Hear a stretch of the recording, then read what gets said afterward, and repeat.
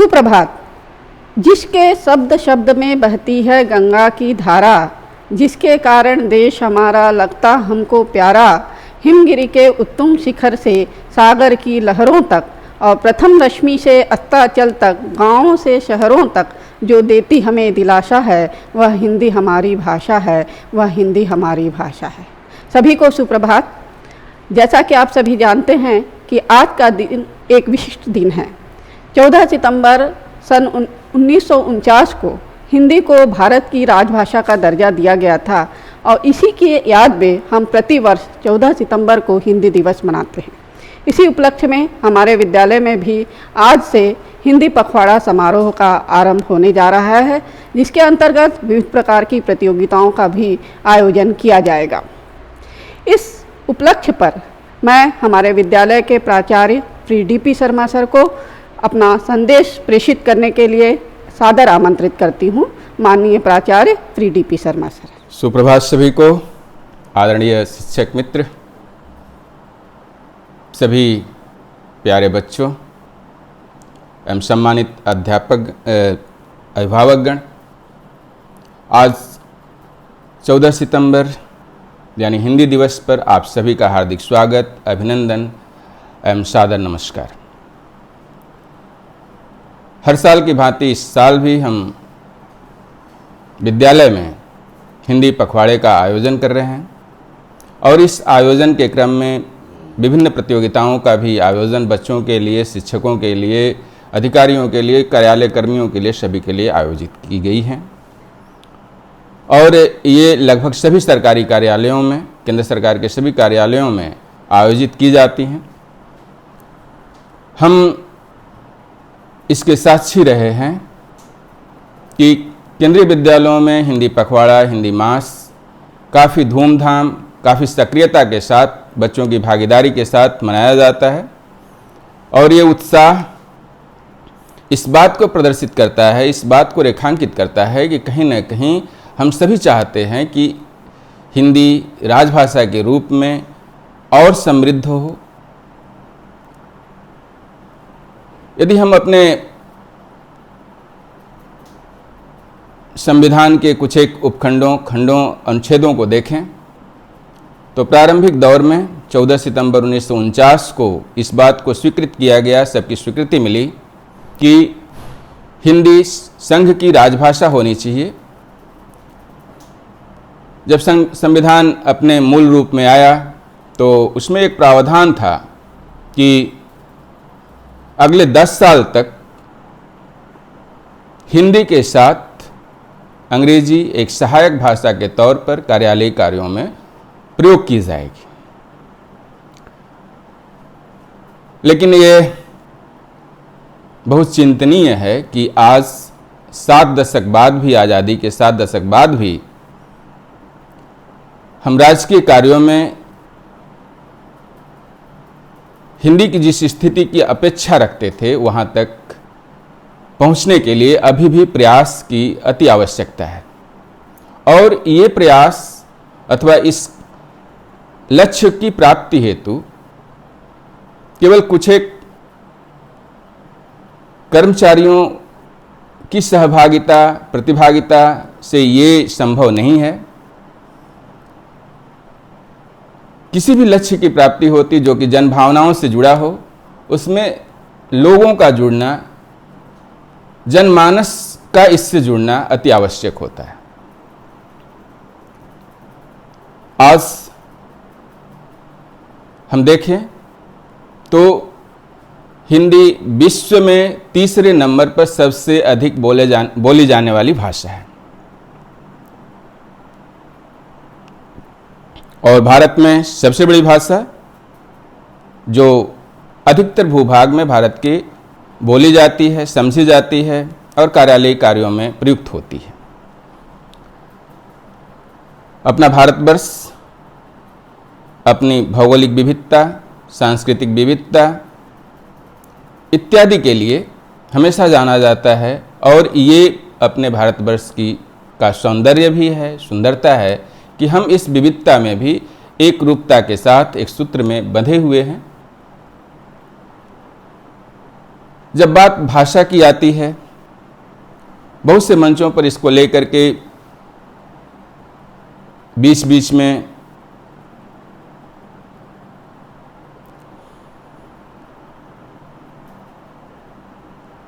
ये प्रश्न उठता है कि क्यों हिंदी ही राजभाषा होनी चाहिए।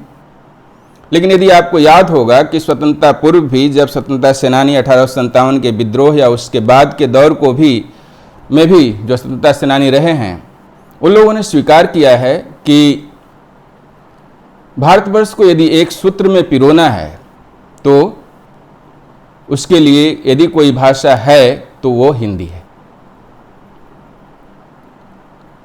और अहिंसा के पुजारी महात्मा गांधी ने तो यहाँ तक कहा कि यदि मैं देश का प्रशासक होता, यदि मैं हिटलर जैसा प्रशासक होता, तो एक दिन में हिंदी को पूरे भूभाग में एक आवश्यक भाषा के तौर पर लागू कर देता। यानी एक संपर्क भाषा या फिर एक राजभाषा के तौर पर हिंदी की स्वीकार्यता को केवल आज़ादी के बाद नहीं, उसके पहले भी स्वीकार किया गया था और ये माना गया था कि एक ऐसी भाषा जो सबको जोड़ सकती है, अधिक से अधिक जनसमूह का प्रतिनिधित्व कर सकती है, वो हिंदी ही है।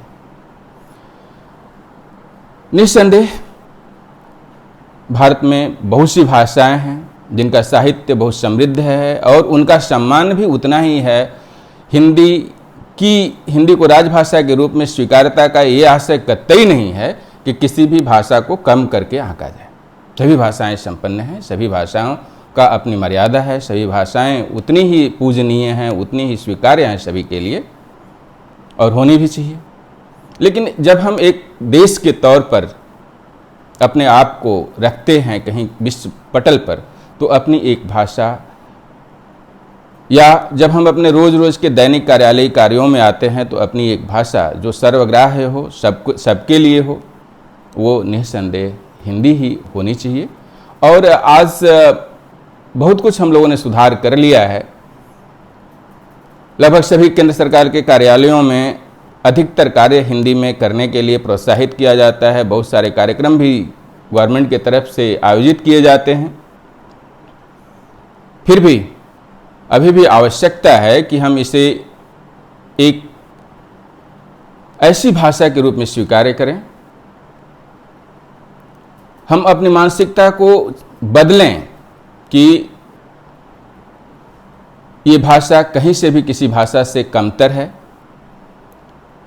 हम लोगों ने बहुत सारी चीज़ों को छोड़ा आज़ादी के बाद जो ठीक नहीं थी, लेकिन एक चीज़ जो हम समझते हैं कि ये कॉलोनियल लेगेसी थी कि अंग्रेजी ही एक ऐसी भाषा है जो व्यक्ति को ये सिद्ध करने में कि वो नहीं एक प्रमुख व्यक्ति है या बहुत जानकार है उसके लिए आवश्यक है। कतई नहीं है, ये गलत धारणा है। भाषा आपकी अभिव्यक्ति का माध्यम है, भाषा अपने आप को अभिव्यक्त करने का माध्यम है। तो कहीं से भी इसमें ये नहीं है कि नहीं फला भाषा आपके लिए अच्छी है या किसी और के जो वो हिंदी बोलता है वो कहीं से कमतर है। तो इस भाव को भी हटाना होगा और हमें अपनी भाषा को समृद्ध करना होगा। आप एक छोटे से देश का एग्जाम्पल जापान को ले सकते हैं। एक छोटा सा देश है, बांग्लादेश अपने बगल में एक छोटा सा देश है। वो लोगों ने अपने यहाँ विज्ञान, गणित और तक यांत्रिकी इत्यादि की पढ़ाई भी अपनी भाषा में करते हैं। और ये सही मायने में किसी भी देश के लिए जिसकी अपनी एक भाषा है, उसकी संप्रभुता को सही मायने में यहीं पर परिभाषित करता है कि नहीं, हम अपनी भाषा को भी स्वीकार करते हैं, अन्य भाषाओं को भी स्वीकार करते हैं, लेकिन हमारी भाषा अन्य भाषाओं से वरीय है। भारतेंदु हरिश्चंद्र ने एक बार कहा था, हिंदी के जाने माने विद्वान, और ये मान्यता है कि हिंदी में खड़ी बोली की उत्पत्ति भारतेंदु हरिश्चंद्र के काल से ही मानी जाती है। उन्होंने कहा था कि निज भाषा उन्नति है, निज उन्नति का मूल, बिन निज भाषा ज्ञान के मिटे नहीं है का शूल। अर्थात अपनी भाषा के प्रति एक प्रेम, एक सद्भाव और उसकी समृद्धि के लिए हमेशा प्रयास सभी के लिए आवश्यक है। अभी नई शिक्षा नीति में भी ऐसा प्रावधान है कि बच्चे की शिक्षा उसकी मातृभाषा में कम से कम कक्षा 5वीं तक देनी चाहिए। और आदरणीय प्रधानमंत्री ने अपने संबोधन में भी ये कहा था कि भाषा एक माध्यम है, संपूर्ण शिक्षा नहीं है। तो हर एक भाषाएं सराहनीय हैं, पूजनीय हैं, सबका आदर होना चाहिए। लेकिन एक बड़े भूभाग को, जो भाषा एक बड़े भूभाग को भारतवर्ष के का प्रतिनिधित्व करती है, उस भाषा को और बढ़ावा मिलना चाहिए और वो सबकी भाषा होनी चाहिए। कम से कम राजकीय कार्यों को संपन्न करने के लिए उस भाषा की स्वीकार्यता को सबको समझना होगा और उसे एक मूवमेंट के तौर पर अपने अपने स्तर पर स्वीकारना होगा और आगे बढ़ना होगा। बहुत सारे मित्रों को मैं कहते हुए पाता हूं कि नहीं, उन्हें हिंदी में पत्राचार करने में परेशानी होती है, जबकि मुझे पूरी तरह से पता है कि बोलचाल में वो हिंदी ही यूज करते हैं, वो हिंदी ही बोलते हैं, प्रयोग करते हैं, लेकिन फिर भी उनको पत्राचार में हिंदी में समस्याएं समझ में आती हैं। और इसका और कोई कारण नहीं है। मैं समझता हूं कि ये केवल मानसिकता का प्रश्न है कि जब हम बोलते हैं, और हिंदी एक तरह से कहिए तो एक ऐसी भाषा है जो केवल इस आधार पर किसी भी शब्द या वाक्य को अपने से तिरस्कृत नहीं करती है कि वो एक विदेशी शब्द या भाषा है। हिंदी में आमतौर पर अरबी, फारसी और बहुत से अंग्रेज़ी के शब्द भी अपने आप ही समाहित हो गए हैं और हम अपनी बोलचाल में, अपने दैनिक कार्यों में प्रतिदिन प्रयुक्त करते हैं। तो ये इसकी विशालता है और उस विशालता में कहीं से भी ये नहीं है कि आप परिनिष्ठित हिंदी का ही प्रयोग करें। हिंदी सरल, स्वच्छ और जो आप समझते हैं उस तरह से होनी चाहिए। हाँ, थोड़ा सा प्रयास करेंगे तो उसमें परिमार्जन होगा और उसकी शुद्धता, स्पष्टता और बढ़ेगी। संस्कृत में एक श्लोक है जो भाषा की वास्तविक महत्ता को रेखांकित करता है और स्पष्ट करता है कि भाषा कितनी आवश्यक है और यदि भाषा नहीं होती तो किस तरह की स्थिति होती। तो भाषा की समृद्धि को बचाए रखना, भाषा कोई भी हो, उसे किस तरह से जीवंत रखना, उसे समृद्ध रखना और उसकी महत्ता को स्वीकार करना आवश्यक है, उसे इस प्रकार से बताया गया है। इदमंधतमं कृत्यसनम जायेत भुवनम त्रयम् यदि शब्दावहम ज्योतिर्संसारम दीप्यते। धन्यवाद सभी को। एक बार पुनः हिंदी दिवस की हार्दिक शुभकामना, बधाई और आयोजन के लिए हमारे हिंदी विभाग के सभी शिक्षकों को बहुत बहुत बधाई और धन्यवाद। बहुत बहुत धन्यवाद सर। आपने जो हिंदी भाषा के ऊपर अपने महत्वपूर्ण विचार हमारे सामने व्यक्त किए उसके लिए बहुत बहुत धन्यवाद। अब इसी क्रम में आगे बढ़ते हुए मैं कक्षा 10वीं की छात्रा अध्याशा अन्नपूर्णा को आमंत्रित करना चाहती हूँ कि वो आके अपने विचार व्यक्त करें। सम्मानीय शिक्षागण एवं मेरे प्रिय भाई और बहनों को मेरा प्रणाम। मैं आद्य अन्नपूर्णा कक्षा 10वीं की छात्रा आज 14 सितंबर हिंदी दिवस के ऊपर कुछ कहना चाहती हूँ। निज भाषा यानी मातृभाषा ही सारी उन्नतियों का मूल आधार है, ऐसा मानते थे भारतीय आधुनिक हिंदी के पितामह भारतेंदु हरिश्चंद्र। आज पूरे भारत में हिंदी दिवस का उत्सव मनाया जा रहा है। इसके पीछे का इतिहास सन 1918 के इंदौर साहित्य सभा से शुरू हुआ था, जब महात्मा गांधी जी ने ये प्रस्ताव रखा था कि हिंदी को भारत की राष्ट्रभाषा होनी चाहिए।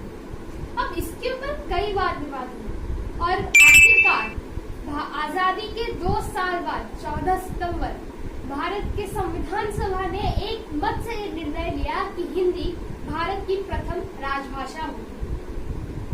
और इसके अलावा हमारे भारत में 21 और आधिकारिक भाषाएं हैं, क्योंकि हर एक राज्य की अलग बोली है, हर एक राज्य की अलग सांस्कृतिक, राजनीतिक एवं ऐतिहासिक पहचान है। लेकिन इसके अलावा भी, इसके बावजूद भी हिंदी सबसे ज्यादा बोली जाने वाली भाषा है। गौर करने वाली बात तो यह है कि पूरी दुनिया में अंग्रेजी एवं मैंड्रिन चाइनीज के बाद सबसे ज्यादा बोली जाने वाली भाषा हिंदी है। जिस तरह हम हर साल 15 अगस्त को भारत की आजादी का उत्सव मनाते हैं, ठीक उसी प्रकार हर साल 14 सितंबर को हिंदी की लोकप्रियता का जश्न मनाने के लिए हम हिंदी दिवस के रूप में पालन करते हैं। सूर्यकांत त्रिपाठी निराला, मीराबाई, रामधारी सिंह दिनकर एवं ऐसे कई कवियों और लेखक हैं जिन्होंने हिंदी साहित्य को अनमोल बनाया है। इस भाषा की यही खासियत है कि ये जिस तरह लिखा जाता है उसी तरह पढ़ा जाता है, इसीलिए ये सरल एवं मीठा है। आखिर में मैं अपने भाषण का अंत श्री अटल बिहारी वाजपेयी जी के शब्दों से करना चाहूंगी, जो भारत के पूर्व प्रधानमंत्री रह चुके हैं और साथ ही एक अनमोल कवि भी। वो कहते थे कि जिस देश को अपने साहित्य पर गौरव नहीं या अनुभव नहीं, वो देश कभी उन्नत नहीं हो सकता। धन्यवाद एवं जय। सुप्रभात सभी को। बहुत अच्छी प्रस्तुति दी है बेटा आपने, बहुत हिंदी पखवाड़ा के मध्य में जो आपने ये प्रस्तुति दी है बहुत अच्छी दी है। और मैं इसी क्रम को अपनी प्रस्तुतियों को आगे बढ़ाते हुए मैं इसी क्रम में अब संपन्न मंगराज कक्षा 11 के छात्रा को आगे आमंत्रित करूंगा और उसके बाद फिर अपनी अगली प्रस्तुति देने के लिए तैयार रहें। सुविशिता 8th A और प्राइमरी विभाग से त्रिशा सारंगी जो अपनी इसी हिंदी पखवाड़ा के मध्य में अपनी प्रस्तुतियां देंगी। बस सभी बच्चे बहुत अच्छे प्रस्तुति दे रहे हैं, सभी को धन्यवाद।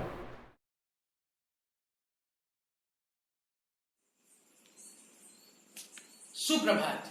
मैं संपन्न मंगराज केंद्र विद्यालय खुर्दा रोड के कक्षा 11वीं का छात्र आज आपके समक्ष एक कविता के साथ प्रस्तुत हूँ, जिसका शीर्षक है हे भारत के राम जगो मैं तुम्हें जगाने आया हूँ। यह कविता आशुतोष राणा जी के द्वारा लिखी गई है, जो कुछ इस प्रकार है। हे भारत के राम जगो मैं तुम्हें जगाने आया हूँ, हे भारत के राम जगो मैं तुम्हें जगाने आया हूँ, 100 धर्मों का धर्म एक बलिदान बताने आया हूँ। सुनो हिमालय कैद हुआ है दुश्मन की जंजीरों में, आज बता दो कितना पानी है भारत के वीरों में। खड़ी शत्रु की फौज द्वार पर आज तुम्हें ललकार रही, सोए सिंह जगो भारत के माता तुम्हें पुकार रही। रण की भेरी बज रही उठो मोह निद्रा त्यागो, पहला शीश चढ़ाने वाले माँ के वीर पुत्र जागो। बलिदानों के वज्रदंड पर देशभक्त की ध्वजा जगे और रण के कंकण पहने हैं वो राष्ट्रभक्त की भुजा जगे। रावण का वध स्वयं करूंगा कहने वाला राम जगे, रावण का वध स्वयं करूंगा कहने वाला राम जगे। कौरव शेष ना एक बचेगा कहने वाला श्याम जगे। परशुराम का परशु जागे रघुनंदन का बाण जगे, यदुनंदन का चक्र जगे अर्जुन का धनुष महान जगे। चोटी वाला चाणक्य जागे पौरुष पुरुष महान जगे, सेल्यूकस को कसने वाला चंद्रगुप्त बलवान जगे। हठी हमीर जगे जिसने झुकना कभी ना जाना, जगे पद्मिनी का जौहर जगे केसरिया बाना। देशभक्ति का जीवित झंडा आजादी का दीवाना, और वह प्रताप का सिंह जगे वो हल्दी घाटी का राणा। आजादी की दुल्हन को जो सबसे पहले चूम गया, आजादी की दुल्हन को जो सबसे पहले चूम गया, स्वयं कफन की गांठ बांधकर सातों भावर घूम गया। उस सुभाष की शान जगे उस सुभाष की आन जगे, यह भारत देश महान जगे, यह भारत की संतान जगे। कि क्या कहते हो मेरे भारत से चीनी टकराएंगे, अरे क्या कहते हो मेरे भारत से चीनी टकराएंगे। अरे चीनी को तो हम पानी में घोल घोल पी जाएंगे। आज बंधा है कफन शीश पर जिसको आना है आ जाओ, चाओ माओ चीनी मीनी जिसमें दम हो टकराओ। रण के खेतों में जब छाएगा अमर मृत्यु का सन्नाटा, लाशों की जब होगी रोटी और बारूदों का आटा, सनसन करते वीर चलेंगे जो बामी से फनवाला। फिर चाहे पैकिंग वाला हो या रावलपिंडी वाला, हमसे जो टकराएगा वो चूर चूर हो जाएगा, हमसे जो टकराएगा वो चूर चूर हो जाएगा। इस मिट्टी को छूने वाला मिट्टी में मिल जाएगा। मैं घर घर में इनकलाब की आग लगाने आया हूँ, हे भारत के राम जगो मैं तुम्हें जगाने आया हूँ। हे भारत के राम जगो मैं तुम्हें जगाने आया हूँ। जय हिंद। सुप्रभात। मैं सुभाषिता राजलक्ष्मी कक्षा 8वीं अ की छात्रा आज आपके सामने कवि विकास बंसल जी की एक कविता प्रस्तुत करने जा रही हूँ, जिसका शीर्षक है तुम मुझको कब तक रोकोगे। मुट्ठी में कुछ सपने लेकर भर भरकर जीवों में आशाएं हैं, मुट्ठी में कुछ सपने लेकर भरकर जीवों में आशाएं हैं, दिल में है अरमान यही कुछ कर जाएं, कुछ कर जाएं। सूरज सा तेज नहीं मुझ में, सूरज सा तेज नहीं मुझ में, दीपक सा जलता देखोगे, अपनी हद रोशन करने से तुम मुझको कब तक रोकोगे, तुम मुझको कब तक रोकोगे। मैं उस माटी का वृक्ष नहीं जिसको नदियों ने सींचा है, मैं उस माटी का वृक्ष नहीं जिसको नदियों ने सींचा है, बंजर माटी में पलकर मैंने मृत्यु से जीवन खींचा है, बंजर माटी में पलकर मैंने मृत्यु से जीवन खींचा है। मैं पत्थर पर लिखी इबारत हूँ, मैं पत्थर पर लिखी इबारत हूँ, शीशे से कब तक तोड़ोगे, मिटने वाला मैं नाम नहीं, तुम मुझको कब तक रोकोगे, तुम मुझको कब तक रोकोगे। झुक झुक कर सीधा खड़ा हुआ, झुक झुक कर सीधा खड़ा हुआ, अब फिर झुकने का शौक नहीं, अपने ही हाथों रचा स्वयं तुमसे मिटने का खौफ नहीं। तुम हालातों की भट्टी में जब जब मुझको झांकोगे, तब तब कर सोना बनूंगा मैं, तुम मुझको कब तक रोकोगे, तुम मुझको कब तक रोकोगे। इस जग में जितने जुल्म नहीं उतने सहने की ताकत है, इस जग में जितने जुल्म नहीं उतने सहने की ताकत है, दानों के शोर में भी रहकर सच कहने की आदत है, दानों के शोर में भी रहकर सच कहने की आदत है। मैं सागर से भी गहरा हूँ, मैं सागर से भी गहरा हूँ, तुम कितने कंकड़ फेंकोगे, चुन चुन कर आगे बढ़ूंगा मैं, तुम मुझको कब तक रोकोगे, तुम मुझको कब तक रोकोगे। धन्यवाद। सुप्रभात, मैं त्रिशा सड़ंगी केंद्र विद्यालय खुर्दा रोड कक्षा 4 की छात्रा आज आपके सामने एक कविता प्रस्तुत करने जा रही हूँ, जिसका शीर्षक है वीर। इस कविता के कवि हैं श्री रामधारी सिंह दिनकर। मेरी कविता कुछ इस प्रकार है। सच है विपत्ति जब आती है, कायर को ही दहलाती है, सूरमा नहीं विचलित होते, क्षण एक नहीं धीरज खोते, विघ्नों को गले लगाते हैं, कांटों में राह बनाते हैं, मुंह से न कभी उपकहते हैं, संकट का चरण ना गहते हैं, जो आ पड़ता सब सहते हैं, उद्योग नीरत नीत रहते हैं, सूलों का मूल नसाते हैं, बल खुद विपत्ति पर छाते हैं। है कौन विघ्न ऐसा जग में जो टिक सके आदमी के मग में, खम ठोक ठेलता है जब नर पर्वत के जाते पांव उखड़, मानव जब जोर लगाता है पत्थर पानी बन जाता है, गुण बड़े एक से एक प्रखर जो छिपे मानव के भीतर, मेहंदी में जैसी लाली हो वह टीका भी उजियाली हो, बत्ती जो नहीं जलाता है रोशनी वह नहीं पाता है। धन्यवाद। धन्यवाद सभी को, सभी बच्चों को जिन्होंने अभी इस प्रोग्राम में अपनी काव्य प्रस्तुतियां दी हैं, उनके लिए धन्यवाद। प्राचार्य महोदय को धन्यवाद, और सभी जितने भी आज हिंदी दिवस के रूप में जिन्होंने इसमें हिस्सा लिया है सभी को धन्यवाद। मेरा इसी क्रम में अब आगे चलते हुए मैं आपसे कहूँगा कि आज हमने जो हिंदी दिवस मनाया है उसमें जिन भी लोगों ने यहाँ हिस्सा लिया है वो बहुत ही सराहनीय है, लेकिन अब ये 15 दिन तक हिंदी पखवाड़ा चलेगा। इस हिंदी पखवाड़े में जितनी भी हमारी शैक्षणिक क्रियाएं होंगी, प्रतियोगिताएं होंगी, उनमें सभी छात्र हिस्सा लेंगे।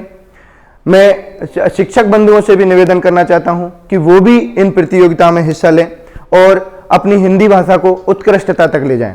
सभी छात्रों से मेरा निवेदन है कि वो प्रतियोगिता है, जितनी भी पेंटिंग प्रतियोगिता है, निबंध लेखन प्रतियोगिता है, कहानी लेखन प्रतियोगिता है, प्रश्नोत्तर प्रतियोगिता है, कवि परिचय प्रतियोगिता है, उनमें अपना पुरजोर से हिस्सा लें। सभी से मेरा अनुरोध है, और जितने भी बच्चों ने अभी तक जो प्रस्तुतियां दी है उनके लिए धन्यवाद, और जो आगे अपना हिस्सा अपनी साझेदारी इसमें लेंगे उनको भी मैं पहले ही धन्यवाद देता हूं।